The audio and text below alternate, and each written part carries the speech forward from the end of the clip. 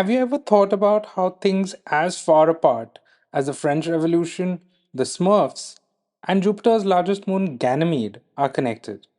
Join me today on my brand new show to find out how.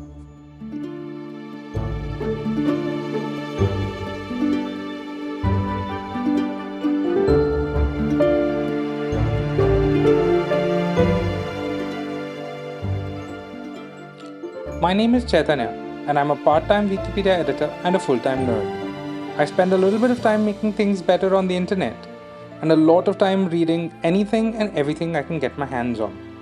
This is Hyperlinked, a series where we explore not only the common connections between things, concepts, and phenomena, but the unexpected and often obscure relationships that I discovered while jumping from hyperlink to hyperlink through Wikipedia's rabbit holes. On to today's episode.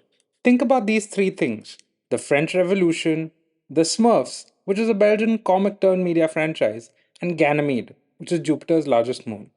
Can you guess how they're linked? Pause here if you'd like to take a minute to think.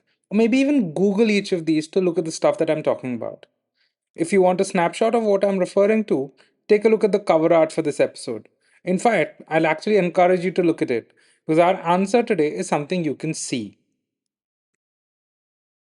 Let's dive right in. Jupiter's moons, or at least the major ones that form its big four, are all named after the Greco Roman gods' lovers. While most of them are named after women, the largest moon is named after Ganymede, a man. According to legend, Ganymede was Zeus's or Jupiter's cupbearer, and in some stories, also his lover. While the moon is a beige grey celestial body, we're actually more interested in its namesake, who's young Ganymede, who was a prince from Troy. In a story remarkably similar to all of Zeus's lovers, Ganymede was incredibly good looking, and Zeus abducted him from his homeland to make him his lover. How is this important to our link, you ask? Well, just take a look at Ganymede. Go on, Google him if you must. This attractive young man was from Phrygia, near Troy, which is in modern day Turkey. It was common for men from Phrygia and many other regions in Eastern Europe and West Asia to wear a conical cap with its tip bent slightly downwards. That is the Phrygian cap, originally thought to be from Iran and linked to the god Mithras. This cap has become inextricably linked to mythological figures from Troy.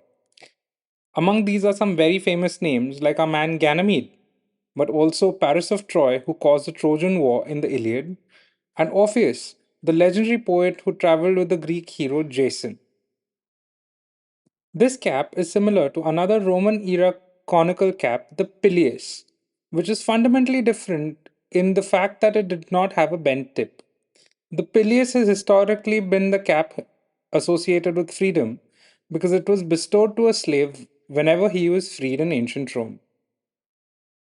During the Renaissance, the pileus's associations with freedom were revived, and subsequently it was depicted in books and other artistic works to signify liberty.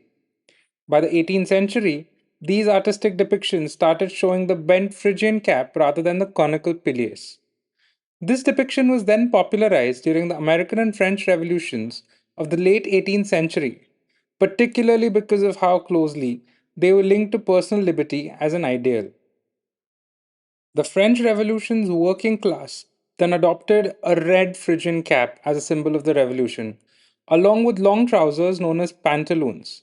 This group was then known as the sans-culotte, or the group without breeches, which were a symbol of the French aristocracy. They wore these red Phrygian caps and long trousers, the pantaloons, and were the primary driving force behind the revolution. The cap only grew as a symbol of liberty from there and can now be seen in all sorts of places if you just know where to spot it. Some examples include the seal of the United States Senate, coats of arms of lots of Latin American and Caribbean countries like Argentina, Bolivia, Colombia, and Haiti, among others. Most popularly, the 2024 Olympic Games mascots were actually anthropomorphic Phrygian caps. They were actually known as the Phryges. The cap today signifies personal liberty, along with independence, thought, and action. These are rather strong ideals, But then they became the core of the Belgian comic characters, the Smurfs, who were depicted as little blue men or blue men like characters who wear these white caps which look very much like Phrygian caps.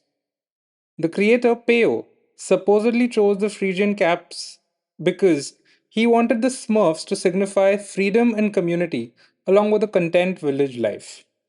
To sum it all up, Ganymede, who's Zeus's cupbearer, the non aristocratic French revolutionaries, and the Smurfs all wear or wore this iconic felt cap from modern day Turkey. And that's how they're hyperlinked. Thanks for listening in, and I would love to hear your feedback and your suggestions for future episodes.